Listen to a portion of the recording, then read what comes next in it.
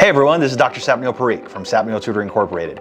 In today's video, we're going to be talking about a general guideline on how to get into that competitive, private, independent school, whether it's in the state or out of the state or abroad or internationally. This applies to all students trying to get into that competitive, independent private school or independent boarding school. So these are some of the major general steps you want to follow when applying and what parents should know when they're applying to these schools. Generally, step one is submit an inquiry sometime around the beginning of the school year, July or August. Step two is make sure to visit the website of the school that you're interested in online.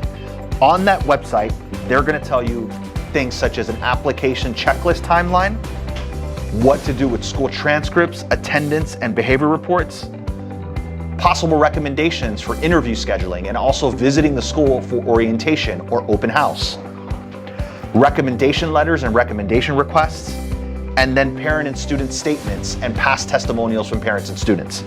That's step one and step two of applying online, and there might be an application that's listed online for some of these schools. Step three is what we call a character skill snapshot. Many of the schools will have this requirement because they want a holistic admissions process when they're evaluating students, as well as standardized testing.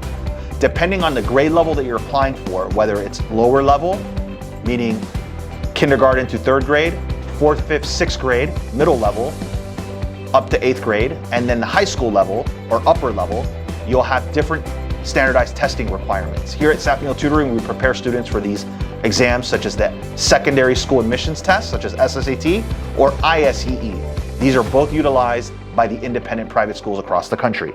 Step number four, teacher and administrator recommendations. Most schools will require a current English, math, or science teacher, counselor, and a principal's letter of recommendation.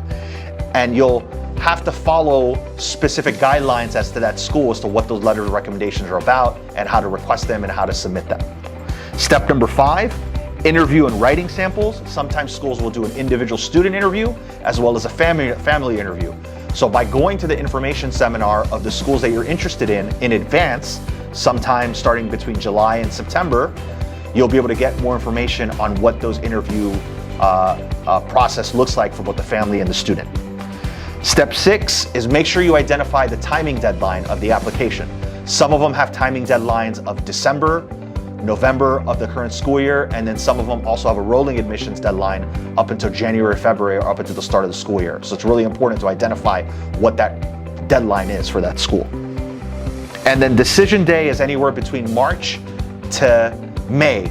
Generally, schools will have decision days March 1st, April 1st, May 1st. And this is really important to note, and then kind of work backward from that timeline in terms of when you need to submit your application, when you want to take your standardized testing, and what that looks like in terms of planning for that for your student as well.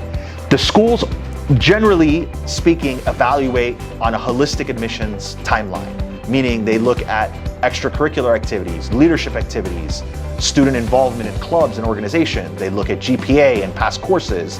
They look at standardized test scores, and they're also looking at this character skill snapshot and family and teacher recommendations, as well as family interview and a student interview.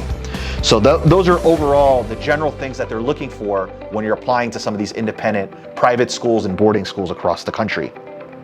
The goal is to start early, to make sure you know what your application checklist looks like, and then be accountable as to what you need to be completing every month starting from, say, July of the current year up until decision day, which is generally sometime in March or April of the following year. My name is Dr. Sapnil Parikh, and for the past 15 years, my team and I have helped over 10,000 students in the areas of college test prep, high school test prep, private school test prep, cognitive testing, admissions advising, private school entrance advising, and so much more.